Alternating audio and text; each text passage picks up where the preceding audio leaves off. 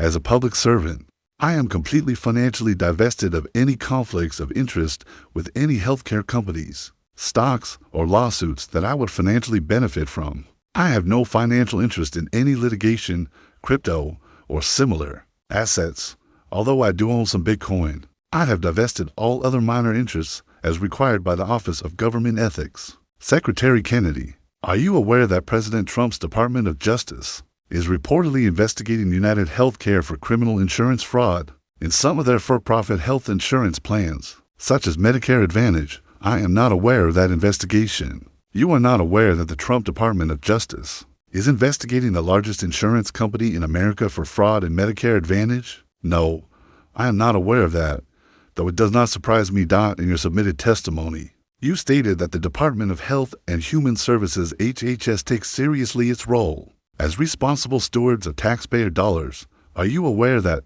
for-profit insurance corporations like United Healthcare have been found to defraud public dollars of more than $80 billion annually? I am not aware of that specific figure, but I acknowledge that fraud exists across the for-profit sector. Respectfully, Secretary Kennedy, if we are making decisions around waste, fraud, and abuse, this is the largest source of waste, fraud, and abuse of public dollars in the public insurance space. Why, then, did you nearly double the rate that taxpayer dollars provide to for-profit insurance companies like United Healthcare next year? If you are unaware of these issues, how did this decision come about? Your agency has effectively nearly doubled the taxpayer dollars that for-profit insurance corporations like United will be paid next year. This means these companies, the largest of which is under criminal investigation by the Trump administration, will receive an additional $25 billion from your agency. How is this happening? I would be happy to submit evidence of this to the congressional record.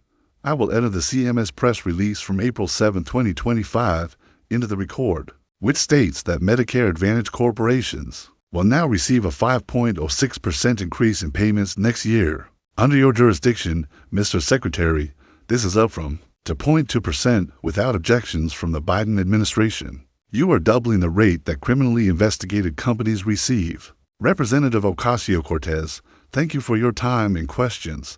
Secretary Kennedy, thank you for being here today.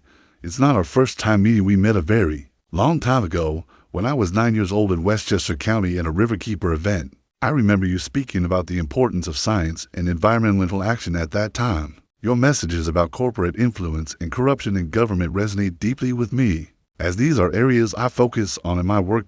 In the healthcare space, we've both spoken about how some of the worst actors are in the for-profit medical sector, including health insurance and big pharma.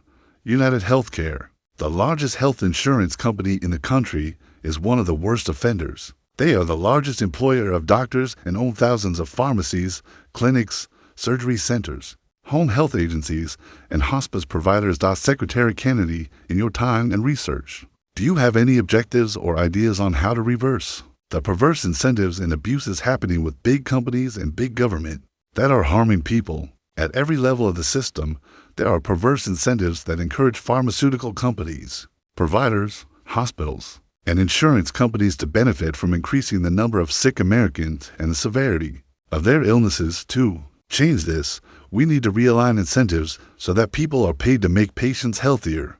We want outcome-based and value-based medical care. We're working through the Center for Medicare and Medicaid Innovation (CMMI) to explore pilot projects that address these issues and roll them out across the system.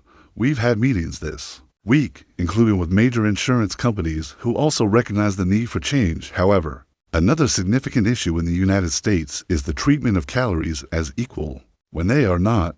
Ultra-processed junk food does not compare to the nutritional value of fresh produce. This drives obesity, heart disease, and diabetes, yet Congress continues to tiptoe around the issue. Are there any plans you can share today to address food deserts in urban and rural areas, such as those in Michigan? Yes, Congressman, the first step is to recalibrate the dietary guidelines, which are due in December. The Biden administration provided a 453-page document influenced by industry control, similar to what placed Fruit Loops at the top of the food pyramid. We aim to simplify this into a 4- or 5-page document that guides Americans on what to look for, particularly in their locality. This will drive demand for good food.